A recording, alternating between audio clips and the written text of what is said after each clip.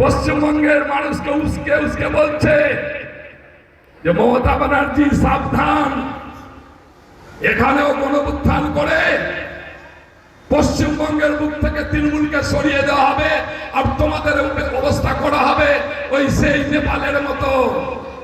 ওহে বন্ধু অর্জুন সিং, গায়ের জামা কাপড় খুলে তোমার গামছা পরিয়ে রাস্তায় দড়িয়ে দড়িয়ে তৃণমূল কংগ্রেস কর্মীরা তোমার ধাওয়া করবে। এটা তোমার গুজরাট নয়, এটা পশ্চিমবঙ্গ।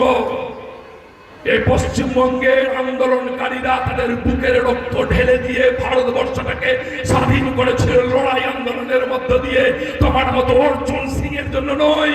আমি মাননীয় মুখ্যমন্ত্রীকে একটা কথা বলব, মাননীয় মুখ্যমন্ত্রী ইমিডিয়েট ওর সিকিউরিটি Z+ করে দিন। কিন্তু যে ধরনের লোকের কাছে অপমান করে, যে ধরনের লোককে ধমকায়, যে ধরনের লোকগুলোকে গালাগালি করে, ওর মতন একটা চুনোপুটি লোক যে কোনো সময় পিক অ্যান্ড চুজ হয়ে যেতে পারে। ওকে লোক কখন পিটিয়ে মেরে দেবে কোনো ঠিক নেই। পিক অ্যান্ড চুজ মানে কখন গায়েব হয়ে যাবে।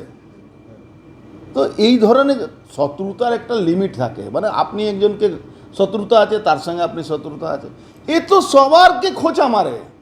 আর ভাবছে ও একটা মালদাতে বসে আছে, তা ওকে কেউ কিছু করবে না। মূর্খ স্বর্গে বাস আছে।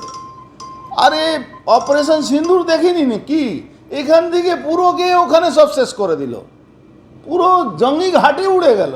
ও এখন ওখান থেকে আমাকে গামছা পরিয়ে দেবে, কারো তেজাব মুখে ঢেলে দেবে, কারো জিভ কেটে দেবে।